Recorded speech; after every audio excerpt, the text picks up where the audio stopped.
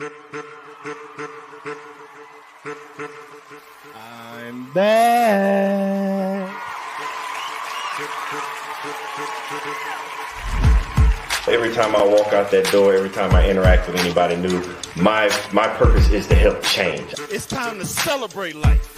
If you know that you're in charge of your life, it's time to stand up. If you know you want better for your life, it's time to stand up. If you know that you have what it takes to be in charge of your life, it's time to stand up. If you know that you are not just trying to be good for you, but for those around you, it's time to stand up. As a matter of fact, look to the person to your left and tell them you are enough. I want to help you change, and just like you change, every time I interact with somebody, they help me change. It's no different than if I met an individual and they had 4 quarters and they needed change, or if I had $1 and they had 4 quarters, I need to change. We can swap the money. The value is still the same. They still got $1, I still got $1, but we both exchanged something, and it was a change for both of us. So every time I walk out that door, I inspire to help change lives just as much as lives have changed me. Y'all been listening to the wrong people, watching the wrong things all your life, and it's time to put to rest all those negative thoughts, because you are enough. It's time to put to rest that self-doubt, because you are enough. It is time to get rid of that negative energy, because you are enough. It is time to stop listening to people that don't have the best interests of you in your life, because you are enough. So let's have a moment of silence.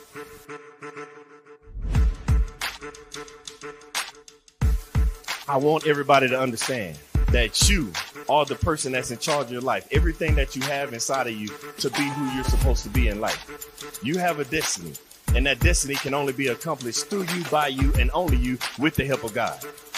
When you realize that you are the person you are, because you're not a carbon copy, there's only one you. They try to put you in a box. Society tries to put you in a box, but you can't be in a box. How can you be in a box when there's only one you?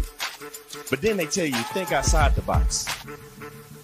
What I'm trying to get you to understand is there is no box.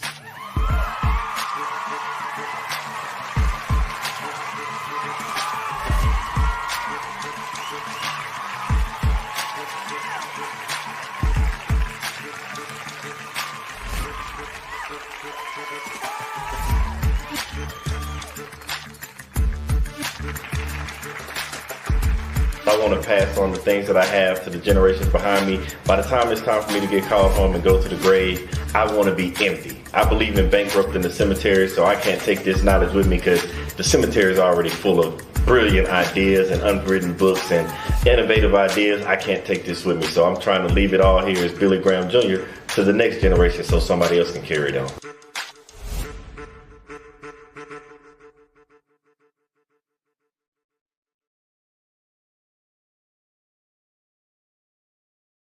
Well, we are back. And man, I must say, I am happy to see you. Now, I know y'all probably happy to see me, but you're going to be even more thrilled when you get to meet the individual that we have coming on today. When I say she is a woman of many talents, I was just listening and reading some of the things she does, and I'm like, how does somebody find this much time in a day to get all this accomplished? I don't know. I'm not even going to try to figure it out. Maybe we might figure it out and she can let us in a little bit into her life so we can understand how she pulls all these things off. Because you hear all the time about people that are like in the beauty industry, whether it be makeup, whether it be hair, whether it be anything beauty related. But this is a different type of professional. Her professional beauty industry that she's involved with, this doesn't involve one part or one aspect of the beauty industry. It's the whole entire body. Now, don't get me wrong. I was lost. I was like, how does she do it? But I'm not even going to hold it up any longer. I'm going to let you introduce you to her so you can meet her, learn about her, learn how she does it, how to get involved in it, so that you too might want to take the path or journey that she's on. So I'm not going to hold you up any longer. I'm going to bring you the one, the only, the amazing Miss Kenyatta McLeod. Hi. What's going on? Not much. How are you? I am blessed and highly favored as always. Amen. We like to hear it. Now, before I even get going, can you tell the world who is Miss Kenyatta?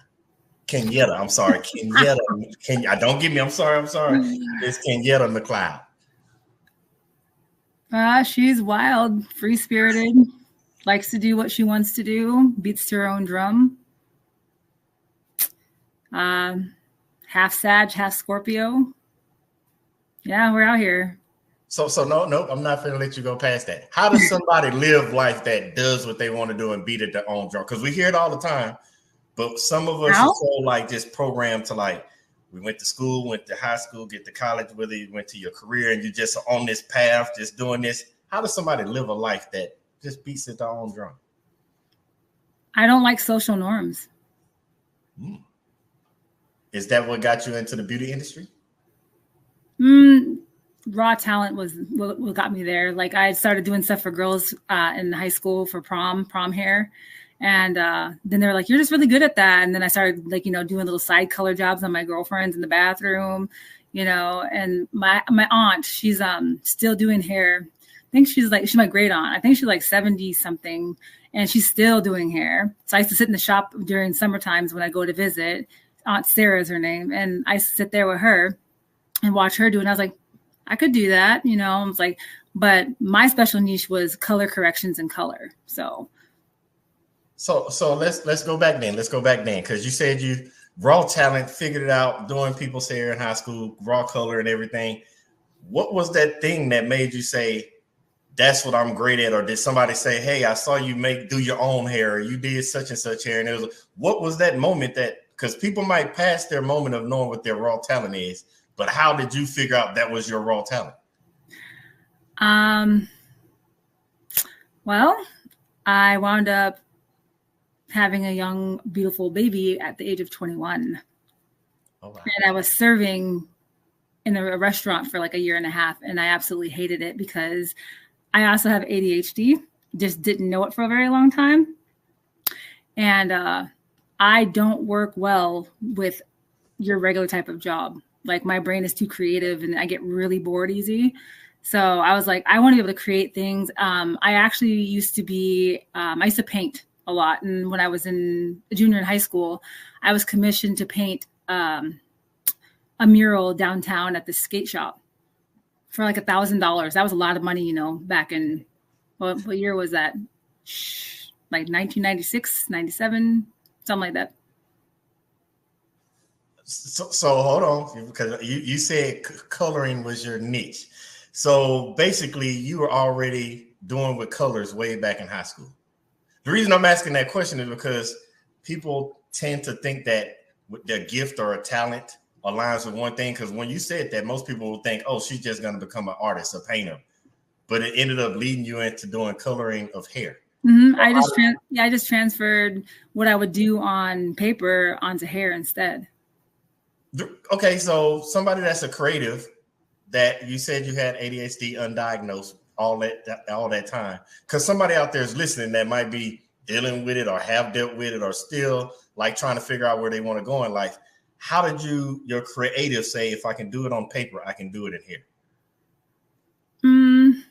Didn't really say it. It's just like, I was just kind of like, how would this translate if I could for instance, I did Van Gogh Starry Night. I took all the colors and I did a placement into a girl's hair. Oh, I didn't know they can cross over like that. I was thinking something totally different. Okay, so when you take that Starry Night and cross it over to her hair, what happens then that says, okay, I'm going to keep doing this instead of painting? It was just a different medium. I just went from paper to hair. So it's like, I'd fallen off for a long time after I had my daughter, my oldest daughter. And I just I got really kind of depressed. I kind of got bored and just I don't know, I need to do something with my life. So I was like, let's go to hair school. So I went to hair school. I mean, it started off a little rough. It took me a little while to figure out, my real flow of doing hair, but eventually it came around. Okay, so can you tell us those ups and downs? Because I think that's where a lot of people get caught up at, because a lot of people will be tracking along like, this is what I want to do. And that first obstacle, first hurdle, whatever it may be, that's where a lot of people quit. And the ones that don't quit, they'll keep going and push. But then that second hurdle, they're like, yep, I know this isn't for me. But it's those ones that keep pushing past that get to the finish line. How does that, most people, because, social media today, we don't see that middle piece. We just see people say, I started and now I'm here today. And it's like, well, what happened in that middle so I can get through it? So can you tell us that ups and downs that you're talking about that helped you overcome and get to where you are now? Well, I started doing hair. Then I just kind of I don't know. I have a very strong personality. Okay. And not everybody gets along with my said personality. I don't look for people to like me. Not everybody's going to like you. Not everybody's going to be your friend. That's fine. But it's like when you live in a really small town, everybody, kikis, gossips a lot, this, that, and the other thing. So then I kind of just was like, I don't like this environment now. So I think I'm going to go and change something up real quick. And I decided to go to massage school.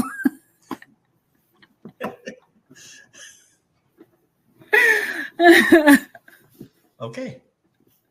So how do you transition from painting? I understand from painting to hair, but how do you transition? Because you just told us you were in school to do hair, and then it transitioned to massage school. So how did that happen? I graduated from hair school. I worked in a salon for a while. I just didn't love the dynamic of salon life, because I'm not going to lie, I don't get along with females very well. Okay. A lot of my friends throughout my life have been dudes because my brain works like a man. It really does. My dad always laughs about that because he's all like, it's really true though. So I just some things I'm just I don't understand. And I'm very blunt and I say what I say. And then sometimes I look at people and they look at me like, why did you just say that? And I was like, well, is it not true? But why are you mad though? Is it not true? So that crossover from after you got through and you were in the salon life to transfer to going to massage school, was it because of all those interactions that you were having that said, you know what? Because you said small town. Could you tell us where this small town was at that you were like, this isn't gonna work? I got to transition to something else. Oh, I'm still here. Where is here? Minot, North Dakota. Oh wow. Okay, how first off, thank you, Mindy, for tuning in because she loves you. We all understand why, because I get it. But how did you get to Minot? I was born here. Are you a military brat? I am. I ask because there's certain places in the world that most people just don't end up at unless there is a reason, and that makes sense. Yep. Shout out to Louis E. McLeod Jr., who's my dad, Mr. Mac. Right. Tell him we said thank you for his service and everything that he's done. Yes. So now, how does that work now you got to take us through that because I understand you left. You said this salon part is not working for me. What made you pick massage? Strangely enough, let's go back to high school. And I was always giving scalp massages and little shoulder massages to all my little friends and this, that. You have magic hands. My mother actually used to pay me to give her a massage. Yeah, my mom used to pay me. Even though I was angsty. I was a super angsty teenager. I was a very emo kid. And I was like, I don't want to touch you though. She's like, I give you some money. I was like, that doesn't even make it better because I'm I wasn't a kid that cared about money. I just wanted to be left alone. So I was like, fine. And she's like, and to this day, I kind of have to thank my mom because then, I was like, all right, cool. And then it had this program and I was like, let me go try that. And that does have to go back with the fact that when you do have because I have ADHD, but I have I don't have the hyperactivity of it. I just have I get bored super fast. I'm just all I don't want to do that though. I'm wrapping my head around this because you said somebody is like, no, I don't want to do it. I don't want to touch you. But how does that work when you were in high school and you literally became the person that was doing hair and giving massages? How does that work for somebody that doesn't want to do those things? I guess it was a foreshadow. God was foreshadowing it for me. He's like, you go and do this. I gave you special gifts with your hands. Your hands are your gift. So you're going to go do that. And I'm like, and over here, I'm like, no, I'm going to prodigal all day long. I'm so glad you said that, because so many people overlook that and underestimate that part, because we tend to want to do things our way. But how you just said, like, God's like, no, this is what I want you to do. I don't care what you think. This is who I made you to be. And you're one of those few people I'm learning that stuck with that. And then that transition, like, yeah, you might have got tired of, like, I'm not doing a salon life, but then you went into massage. So when you did transfer into massage after salon, how long or where is that taking you after that? So I did massage for about 11 years. I started it here in North Dakota, but then in 2007, I moved to Seattle, Washington, and I did it there for quite some time. I got to like work in the really cool like spas and stuff like that. And that was cool. And then I wound up meeting my ex-husband, and I had my second daughter. And then I kind of just like, yeah, things got a little wild after that. Did that little while after that, you just say, did that transition you to something else outside of massage? Because you say you did that for 11 years. Yeah, it transitioned me to just being at home with my youngest for a little bit, for about 2.5 years. And then we moved back to North Dakota because I was like, I need a support system, because I did not have one there. And I really missed my dad. And then also I didn't get to grow up knowing my grandparents well. And my grandfather passed away when I was 16. And I didn't want that for my girls, because I'm like, I don't have a like strong sense of tie to my family like I should, because we always like, you know, we're a military family, and we live in the craziest place where it was so hard to go visit. Like we've got, you know, we have to jump in the old Oldsmobile and drive like 3 days. You know, mom would fry the chicken and put in the tin foil and keep it in the thingy. I laugh with you, but I know me and my wife to talk about that, because that's what we dealt with, like with our kids. Like, don't get me wrong, they love family, they know family. It's just that certain tie that you don't get that others have when they're growing up right around them. So I totally understand. So you get this beautiful life, you go through this, you go from North Dakota, Seattle, then back to North Dakota. What transitions after that? Then I transitioned into doing some little like retail jobs for a little bit. And then decided to take a leap of faith with the help of my other adoptive mom, Sally, and started my own salon suite by myself. What leads you back into that? If it was something, if you were pushed out of the salon for various reasons, being because I got to be by myself. I got to make my own rules. Okay, so you didn't have other people working the salon with you? No, I worked with other people, but we were our own separate businesses. So I just came and went as I went, and I paid my rent, my booth, my chair rental, and I did my own thing. So y'all opened like a collaboration kind of business? No, she owned the salon. I just rented a chair from her at the time. And how does that work? Because I know, because you're doing things with your hands. So how does that work when you're like, I'm staying here right now doing this with my own, running my own kind of business? Like, what do you mean though? Like you say, because it's her building, and now it's like a mixture of you're in her salon, but it's you starting your own thing. Yeah, so I had my own chair and my own station, and we had our own like designated shampoo bowl for ourselves.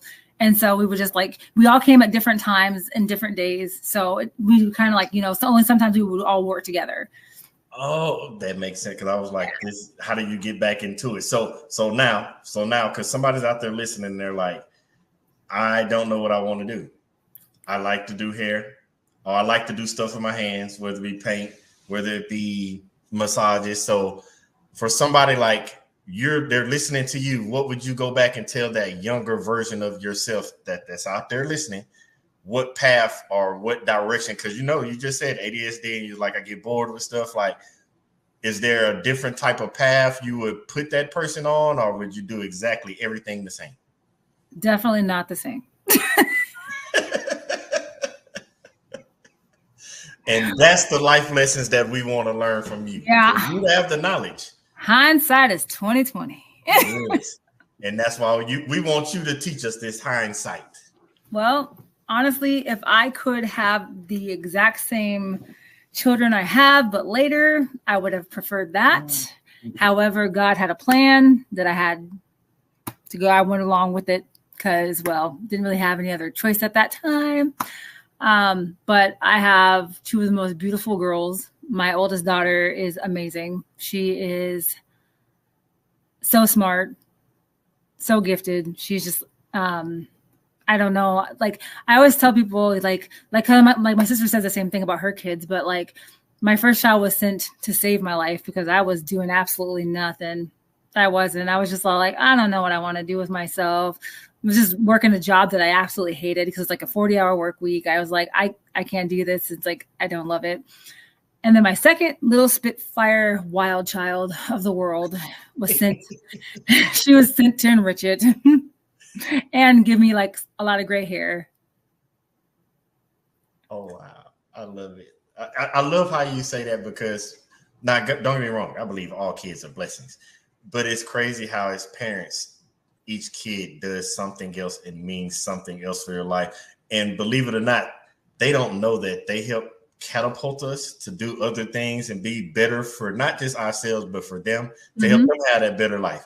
So with the lessons that you learn, can you see any of those things that were passed on to your girls that they're doing stuff in life with? My oldest one, she's great with money, and I'm so proud with that because I was not for a long time. The reason I asked that question because you said that your aunt, you worked in the salon with her and you done stuff with her, and people overlook that when stuff is handed down to us. Those. Oh no. I just hung out in the salon with Aunt Sarah. I didn't work or nothing. I just hung out there and talked to the people. But you picked up something. I did. I picked up. It was just yeah.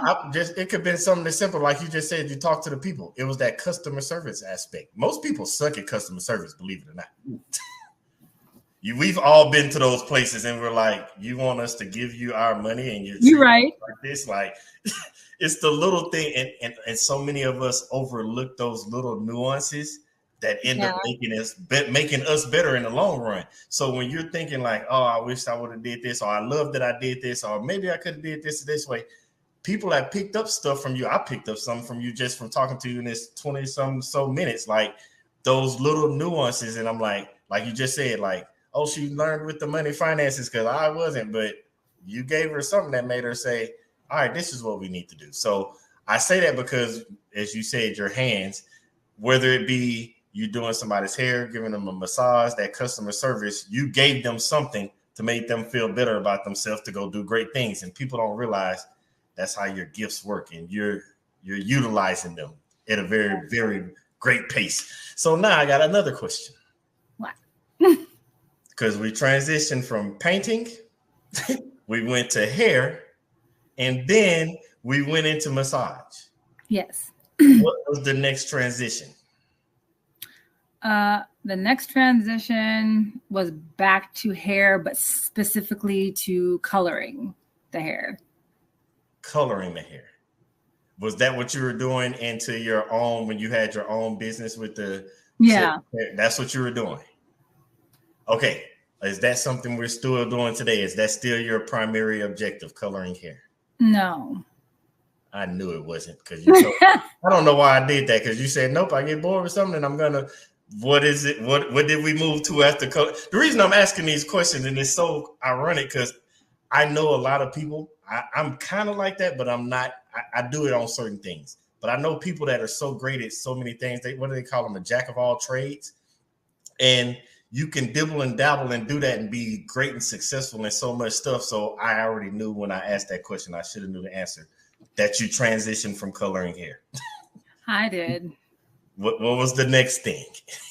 I'm currently apprenticing at Nickel and Dodge here in North Dakota, which is a studio where they do facials and spa and microchanneling, all the good things to keep you looking lovely and young. But now I'm apprenticing to be a cosmetic tattoo artist. Go into. I was with you. I understood when you said the facials and all. What is the cosmetic tattoo artist? So if you have people that you say they have alopecia or they had cancer, or, you know, they just want to not have to do their makeup in the morning, tattoo their eyebrows on, can tattoo their eyeliner on, can tattoo their lip color. That doesn't hurt. Nobody said that. Because I have tattoos and I'm thinking about the places I got them. I know what it felt like getting them.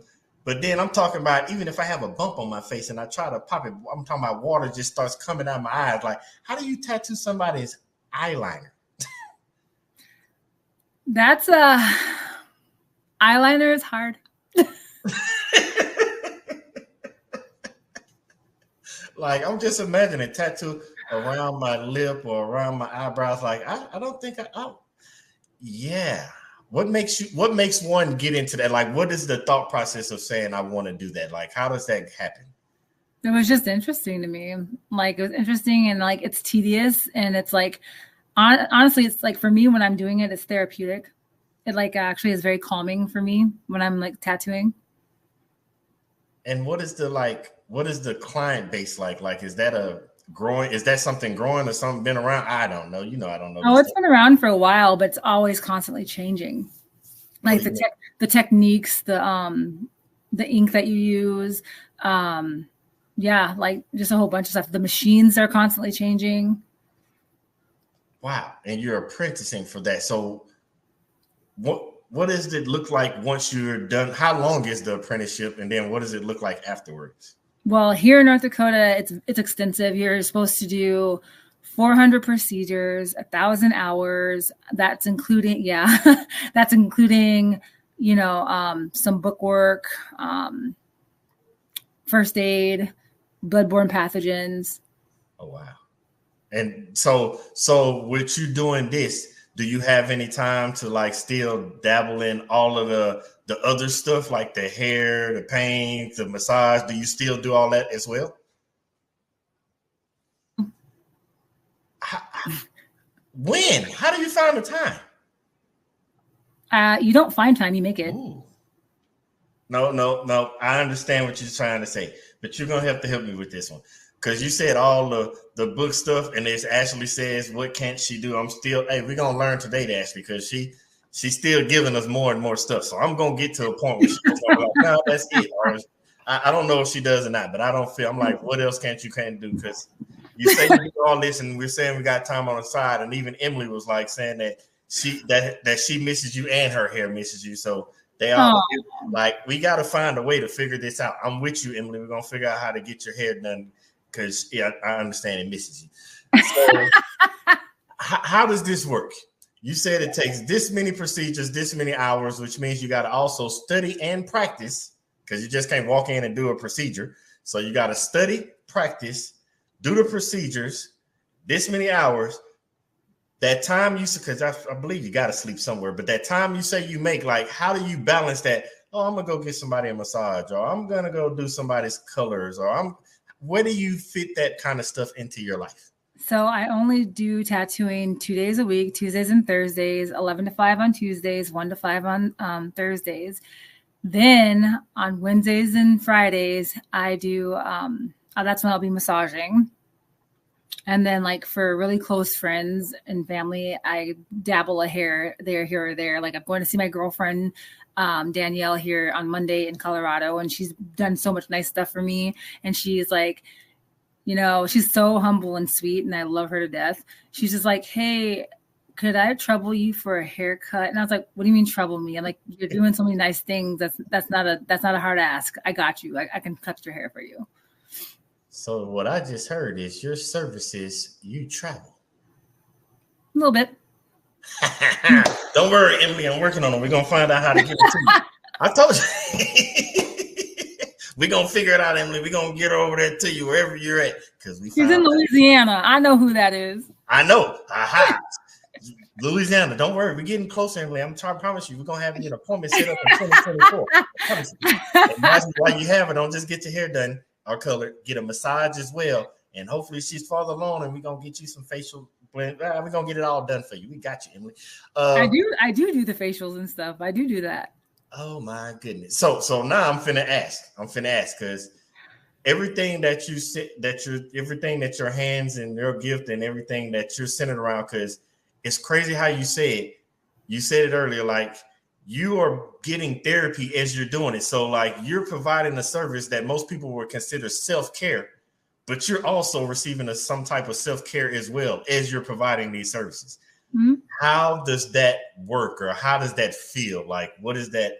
Because I like making people feel good. I like that they leave my presence feeling like a new person. And I can't say that it's always been like that. Like, I mean, I got some, like, got to be self-aware about some things. I wasn't always the best business owner. I had to learn about some things and learn about myself. And, it's a hard thing to sit with yourself and to have to actually like self-reflect. A lot of people don't like to do that. I had a whole year and a half to do that. And, I don't know if people know, like, sometimes you can overshare. Like, sometimes you tell too much of your own business and it should have been about your client. And I was really guilty of that, but we're better with that now. Now, you said something that I want you to elaborate on, because you said that business aspect side of it. Like, we hear so much today, because we're in that, if everybody know, we're in that wave of entrepreneurship. Everybody's just, I'm finna go be an entrepreneur. And it's like that. I don't think they really understand that business aspect side of it. Like, you can be good at something, be great at it, whether it be making food or in your case, doing hair. You can be great at all kinds of things. But once you dive into it, so many people don't understand those hurdles or that stuff that they have to do. Can you elaborate on that business side? Because you said that year and a half you went through it. Can you elaborate those things that you learned that you wish you would have known going into it? Well, I guess this is where we're going to get into like a little bit of a psychology portion of things. I love it. Basically, you have to like make sure that the time that you have with your guests, I call them guests because I like that better. I don't like to talk. Clients sound so dirty to me. Yeah, let's stick with guests. Yeah, so I had like, some of my guests, you have to like draw a fine line because like some of your guests do become your friends, but then it gets carried away a little too much. Okay. And then like the more of your personal life starts falling more into your business when you have to, scale that back a little bit. And it needs to be about that person and what's going on in their life. Because like for a while there, I would call myself a therapist because I would hear a lot of stuff. And, for some people, I'm glad that I was able to help them with a lot of things that was going on in their lives at the time. But then like, like I said, I'm obviously no longer married, and that really took a toll on my business, because there was a lot of stuff going on behind the closed doors for me, and I was bringing it to work. But like, as my therapist said, she's like, you would, trauma dump and emotional dump your stuff on your people because you had nowhere else to talk about it. Wow. I never thought about that. So it's what you just said, which I want people to understand, because okay, let's put it this way. I used to listen to motivational speakers all the time. I was that individual, like I would try to give that inspiration to others, like, pouring into others kind of thing. And then somebody asked one day, and it was like, if you're the person doing all this, sort of like a motivational speaker, who motivates the motivator? And so what you just explained to me as a business owner, which I want other entrepreneurs, future, present, all that, when you're thinking about going in business or you're doing this, you have to have that level of a person that you can talk to, like Kenyatta just said, a therapist or whatever, that family friend, whoever it may be. Because as the owner of the business, it can't be your guest and it can't be your workers. It has to have somebody. And man, a lot of people I don't think understand that. And the reason I say that, because I see so many people utilize social media as their trauma dump. And I'm like, no, get off. This is the wrong place to be doing it. Like, you have a business and you see it all the time. Like, this business is closed and this person is on, because they did what you just said. I like how you explain that, man. So now that you know that, and you're doing juggling all these tasks and got all these different hats, what is the next phase for you as you continue to go through with all the beauty care, the tattoo, facial tattoo, like all of it. Like, what is knowing what you know now with all this information you've gained over this time? What is the next? Because I know it's another one. You're not gonna sit still. You can't sit still. That's like an impossible thing for you. So I know that mind has to be turning. Like, I got more ideas coming. I'm gonna utilize this to get that. What's next? Well, I also have a little side hustle called Darling Donuts because I have celiac disease, and for a while it was doing pretty well until like my mental health took a little dive for a second and had to like get myself regrouped. But I make gluten-free, dairy-free, sometimes vegan donuts. All right, I'm done. You take care of the outside of the body, and now you're working on working on the next step of taking care of the inside of the body. So you're doing the outside. Oh my goodness. Next is going to be juices and teas, and I probably shouldn't have said that because it probably actually no. I'm a coffee girl. I was about to say it probably just put some more ideas right there. Like, yeah, I'm gonna do donuts. Donuts and coffee go together. Like, yep, your wheels are turning. I can see it from here. Well, actually, no. My next thing is I kind of want to go back to school. What's the phase for that? What go to do what? My actual love wasn't actually any of the things I do. Okay. What is your actual love? I wanted to be a doctor.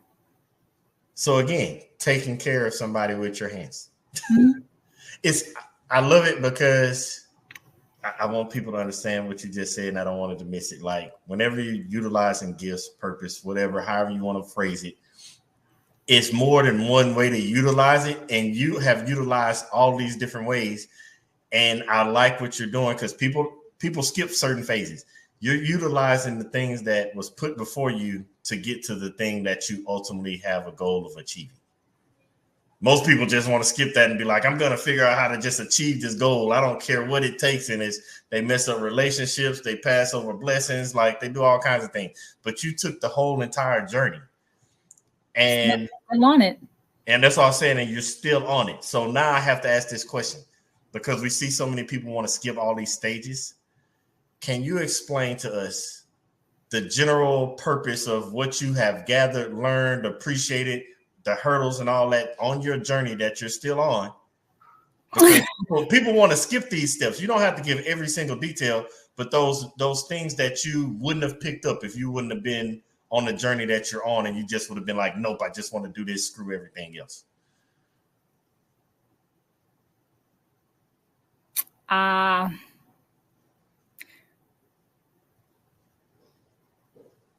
It's just not a thing.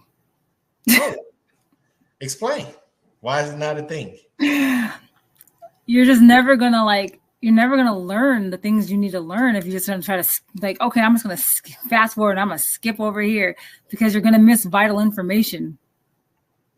And then you're gonna have to go back and redo it anyway. When you should just did it right the first time. I'm sorry, I'm laughing because so my wife and I were just having this conversation the other day. And let's think about the social media right after the COVID and all that hit, pandemic, we were in the house. And you went with people that had like 0 followers, 0 people knew them. Then they had this idea and did a little YouTube research, YouTube University, and made a course. And they said, I'm great at this. And then they blew up and had thousands of followers. And then like a year or two later, they're like, this is going crazy. This flopping. Things are going bad. And me and my wife were talking about it, and it was like, because people miss those stages in the middle. And so when they get to a certain point, they don't know what to do because they didn't do the stages. It's like telling me I'm going to take a kid in first grade and be like, you're going to high school. And they're going to be like, what? Like, you can't skip that in the middle. And people want to skip so many stages in life. And you basically just taught us that, not even taught us, you explained and showed through your life the reason you have to go through these stages. Because if I take you back to 20-year-old you and said, hey, I'm throwing you right in there, it's time to be a doctor, without all the information you've gained over the years, do you think you'll be successful? Not off the bat, but I'd figure out how.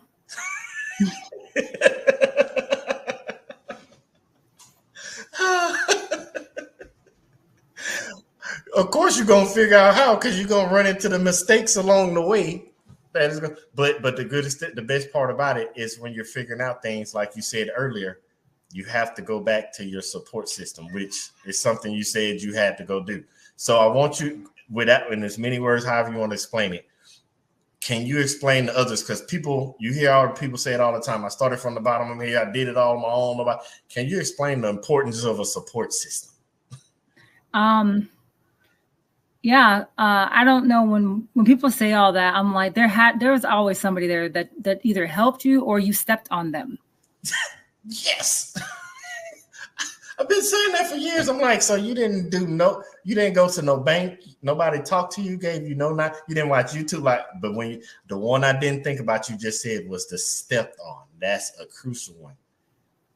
We used to call it the crab in the barrel syndrome, but now I guess it's not that, because a lot of times people don't even pull others down. They just step on them to get to where they want to go.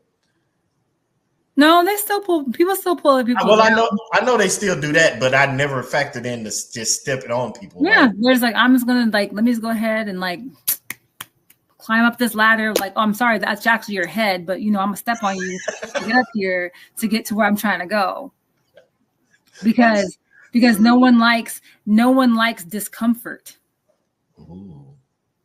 So what's the remedy for somebody that doesn't like discomfort? Because a lot of people don't like it. There is none. You're going to have to sit in it. Ooh. Get comfortable being uncomfortable. Yes. Nothing good comes from a comfort zone. I'm right. Hold on. If I had a pen around here, I need to be writing all these quotes down. Nothing comes good from a comfort zone. And then, I'm sorry, but the one you said, because about climbing the ladder, you're climbing the ladder. No, that's your head. I'm gonna have to leave. I'm gonna have to use that one. I'm gonna have to borrow that one, because that was pure gold. That wasn't a ladder. That's your head. So with knowing this type of stuff and thinking back, can you picture those situations where, based on what you just said, it wasn't a ladder, it was the head, or you need to sit in your comfort zone, or this person's crab and barrel syndrome? Are you able to pinpoint those moments where in life, yep, somebody stepped on my head, or I should have sat in my comfort zone, or yep, somebody pulled me down so they can go up, or I accidentally pulled somebody down trying to get up? Can you picture those moments for yourself? Oh yeah. Oh, they clear as day. Let me tell you, the self-awareness over here is too real these days. So hold on. I'm not letting you get away with that. Can you explain some of those? Because people sometimes know they're doing it, and sometimes because I've witnessed people that really don't know when they're doing wrong. They really think they're doing right. Can you explain those moments so people can have a general idea? Let me see. Let me find a good one that's not just throwing people business under the bus.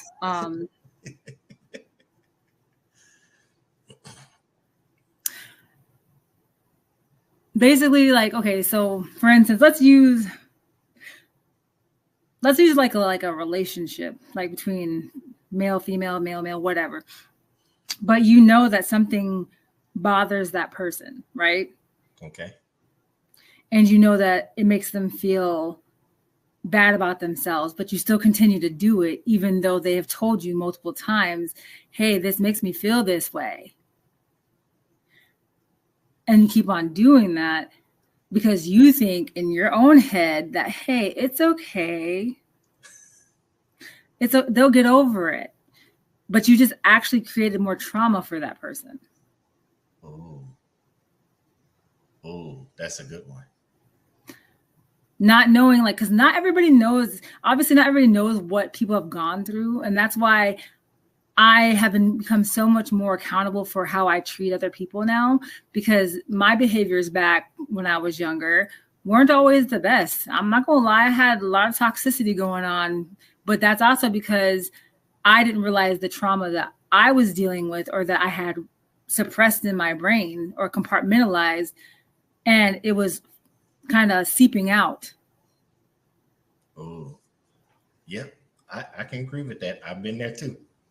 And, not only was it sitting here, I'm trying to build a foundation of, being a better person, but yet trying to build this foundation of a business, or trying to teach my children certain things. But they're how they tell you people learn by what they see. Yep. You lead by example. Yep. So what exactly are you teaching other people if you're not even paying attention to what you're actually doing? Ooh. It's amazing you said that, because even me, when I've talked to therapists in the past, one actually said that I had taken most of the trauma that's happened in my life, because some people reject trauma and they're like, nope, I'm not incorporating that. I'm learning from that. I'm not going to be that type of person. But some of them do what I did. And I wrapped the trauma so much into my life that it became part of my being. And so I was going through life doing things thinking it was correctly because I made it a part of me, not realizing like, I need to probably not make that a part of me. It's something like, okay, put it like this. It's like an addiction, like somebody that takes on an addiction, whatever it may be, and it becomes part of their life. So they're addicted to it. To them, they're like, this is a part of my life. This is what I have to do. And it's like, because it's normal. It was made normal for them. Normal. And so many of us do it. If you left it up to me, I would say everybody needs a therapist, especially in the case of what you just said, relationships, whether it be with another person or whether it be your business, whether it be your guest, like your family. I think we all need to figure that out, because we have a tendency to take that on. And I say that because, as you explained it, it becomes a part of your journey, and that can dictate whether your journey goes the correct way or the bad way. Well, because it's so much easier to blame shift and project and deflect all your things to other people, because it's like, no, you. That's one huge thing I learned is I don't use you statements anymore. Okay. Instead, when I talk, I say, I feel, and then I go into what it is that I feel. And then my biggest problem I have right now with people is the fact that your feelings are not facts, people. Ooh. The heart is treacherous. It will lie to you. Yes, it will. I wish more people got what you just said about your feelings are not facts, because if everybody started to look in things like that, I call it, we're kind of like in an entitlement part of life right now, where everybody's entitled to believe that because I feel this, I'm right and everybody else is wrong, unless you feel like I feel. The people that feel like me come over here, everybody else is wrong. Yeah. And so many people are walking through life, and don't get me wrong, I don't like blaming social media, because social media has a lot of positives. It does, but like it's just what's being. Because if I got an opinion, I can go on social media and find people that agree with me. Mm-hmm. Back in the day when I was growing up, well, we were growing up, because you just alluded to when you said the 90s thing. So I'm going to take that, even though I don't believe it, but I'll take it. I need to see photo ID one day to believe that, a driver's license, passport, birth certificate. I don't care to believe it myself. But for the time being, I will go with you. When we were coming up, because we were raised in just our environment, if I had a feeling or a thought about something, if there wasn't people around me, I had to be like, well, maybe I'm wrong. Maybe I didn't get this right. But now in today's society, oh no, I'm going online. Oh, yep, there's 10 more people that believe me. I knew I was right. And that's how people live life now. Yeah. The likes and the comments. Yeah, and where are those likes and comments and all these followers going to get you later on in life? What is that going to do for you? What does it mean? Nothing. Because none of them are going to be there at the end of the day. Are they? I'm like, yeah, they might be paying some of your bills right now, but that what is given can be taken away. I don't understand why people don't understand that. Ooh, I like that. What's given can be taken away. Most people overlook that as well. That makes me have a question now.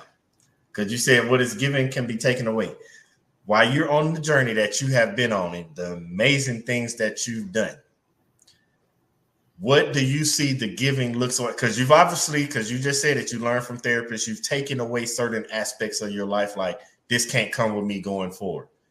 What are those things that, because you say you like to help your guests, you like taking care of people, helping people. What is that next step with you with the giving away to people? Because you've learned that when I give to people, it not just makes me feel good, but it does better for people. Mm-hmm. I guess I know I can't, like, obviously I can't fix people. I can't, make them follow suit or whatever. What I can do is give them a vital piece of information let them sit on it, marinate on it, and hope that it plants a seed. I just know that I don't want people to have to experience a lot of the things that I have, because it was rough. I used to be quite the oversharer, but now I've become a little bit more reserved in what I share with people, and I'm a very big observer of people. I have a really interesting knack. I always know when people are lying, and I just let them lie.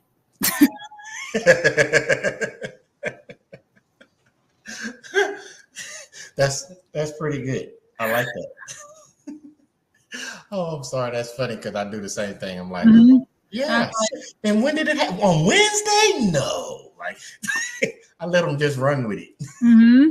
But one of my gifts and my guilty thing is this memory I have. People forget what they lied about. Mm-hmm. And when it comes back around, be like, no, but you said this. No. And they make the lie deeper. And I'm like, okay. Yeah. Whatever. Because they forgot. They forgot. Oh. Now, okay, because we're wrapping up. But before I even do that, because you said because they forgot. Just in this right at an hour, we've done this talking, and this people thank everybody for tuning in that's been listening. And I don't want them to forget. So I'm going to use you to help them with all the stuff that you're doing on your journey. Mm-hmm. You can go back, and there's two people I want you to be thinking about. The person that's listening at this, that is the age when you got started with it. I'm talking about all the way back to the painting throughout your journey. If you can go back and guide the younger you on this journey, what's that consistent piece of advice that's turning over in your head? Like for example, with me, one of my scriptures is whenever I'm faced with something, it's like I can do all things through Christ that strengthens me. Like, what's that little piece of advice you would keep reminding yourself along your journey, starting back then, to help you continue to progress, to be better and where you are right now? To be careful who you let close to you, because not everybody's meant to eat at your table. Ooh. Yeah, that's to the point. There's no correction. That's just, I want people to not understand what you just said. Like, because remember, we talked about social media throughout tonight. And everybody is not for likes, friends. It's just going to be that person that, because don't get me wrong, there's people that are in your life for a season and a lifetime, but they're there for a reason. That's my favorite thing. Reason, season, lifetime. I live by that. She just gave it to you twice. The people that come to your table and everybody ain't allowed to sit there, the people you let in your life. And that thing that she just said she lives by. Reason, season, and lifetime. You have to know who those people are as you progress through life. Because everybody's not supposed to. Don't put somebody in the category they're not supposed to be in. Don't put a person that's for a season and try and make them a lifetime person. Everybody has a cap. If this is their cap, once you help them and they've helped you and we reach that cap, sometimes we have to part ways. Not saying they can be your friend. Not saying you still can't communicate, but they just might be at that level where you are right now. A good example of that, a great example of that, is Emily was always getting her hair done by We reached the cap where Emily had to move. That doesn't mean that her and Kenyatta are not still friends. Nope. It just means that after she goes to Colorado later on this year, that when it comes 2024, we're going to have to get Kenyatta over to Louisiana so that Emily can get her hair done. And actually, I'll have to go to New Mexico. Oh, New Mexico? I thought you said Colorado. No, she lives in Louisiana right now, but she's moving again. Well, we will see you in New Mexico, Emily. Don't worry. I'm going to do a follow-up. I don't know how we're going to get Kenyatta back on this show, but when we get Kenyatta back on this show, I'm going to do a follow-up to make sure she has come to see you. I'm going to even give a timeline when I talk to we're going to be like, hey, we're going to come back this day, but we got to get you down. And if we don't, I'm going to have to see if I can get Emily to tune in too and see if she'll come talk to us and see what happens. But anyway, no, I'm not going down there. But no, so for somebody because you've been dropping all this great information all night long, for somebody that's not learning from Kenyatta and really needs help, really needs some guidance, might even be thinking about pursuing the same path work and journey that you've been on, how can somebody like that get in touch with you? With me? Yeah. I have Instagram, I have my Facebook. I have 2 different Instagrams. The one I'm on the most is YB is Healing Her Soul. That's the one that I'm on the most right now. The other one is my hair page. It's still up. You can look at all my cool stuff on there. I'm always willing to talk to anybody. I have email. Don't worry, everybody. I'm gonna get all this information and I will put it in the description. And if you haven't done so already, the YouTube channel Strategic Dope. Make sure you like, subscribe, share. I will put all this information under the video because we gotta have you back on, Kenyetta. Because I'm still, for one, I want to know what this next part of the journey is going to look like as we continue on, because I know we're not nowhere near through. So that's one. And for two, we got to make sure that Emily gets her appointment. And for 3, we're going to need you to continue to drop in these nuggets that you have been giving us all night. But again, on behalf of everybody that tuned in and all of the listeners, the people that are going to watch this later on, I must say thank you for sharing all this information, because you have given us a lot of knowledge. You've opened up your life. You let us see, because, social media makes it look like people don't live normal lives when we know we all live normal lives. So on behalf of everybody, again, thank you for gracing us and taking the time out tonight. We appreciate you.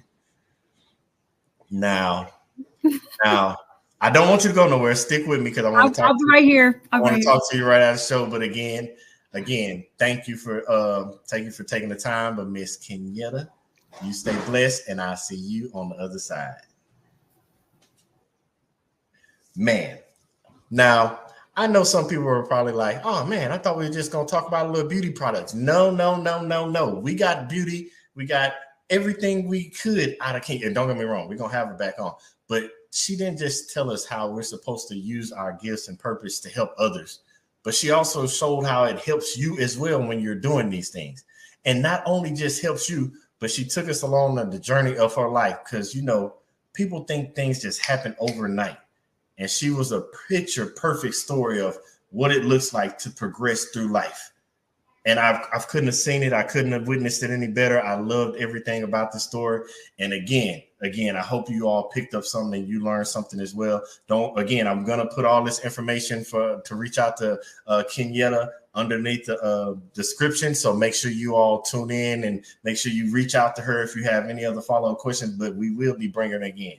But again, thank everybody for tuning in. I really do appreciate you. And don't forget, we're going to be here same week. Next week, same time, 8 p.m. Eastern, 7 p.m. Central. And I can't wait to see you and talk to you all again. But until then, just remember to always live in your purpose, with purpose, on purpose. I love y'all. I'll see y'all next week.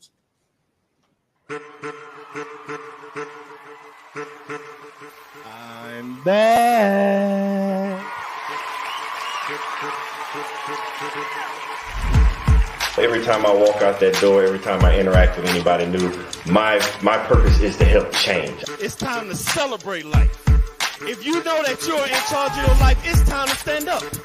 If you know you want better for your life, it's time to stand up. If you know that you have what it takes to be in charge of your life, it's time to stand up. If you know that you are not just trying to be good for you, but for those around you, it's time to stand up. As a matter of fact, look to the person to your left and tell them you are enough. I want to help you change, and just like you change, every time I interact with somebody, they help me change. It's no different than if I met an individual and they had 4 quarters and they needed change, or if I had $1 and they had 4 quarters, I need to change. We can swap the money. The value is still the same. They still got $1, I still got $1, but we both exchanged something, and it was a change for both of us. So every time I walk out that door, I inspire to help change lives just as much as lives have changed me. Y'all been listening to the wrong people, watching the wrong things all your life, and it's time to put to rest all those negative thoughts, because you are enough. It's time to put to rest that self-doubt, because you are enough. It is time to get rid of that negative energy, because you are enough. It is time to stop listening to people that don't have the best interests of you in your life, because you are enough. So let's have a moment of silence.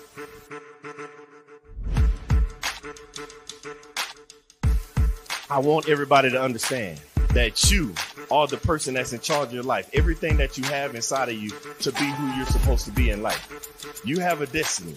And that destiny can only be accomplished through you, by you, and only you with the help of God.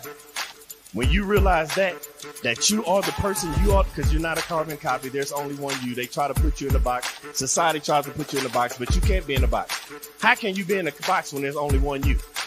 But then they tell you, think outside the box. What I'm trying to get you to understand is there is no box.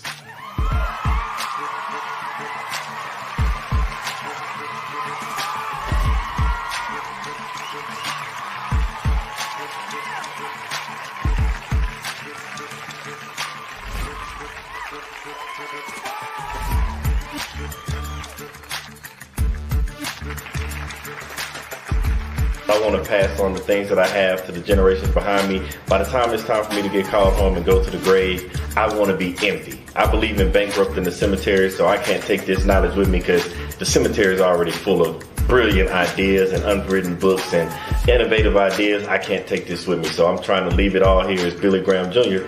to the next generation so somebody else can carry it on.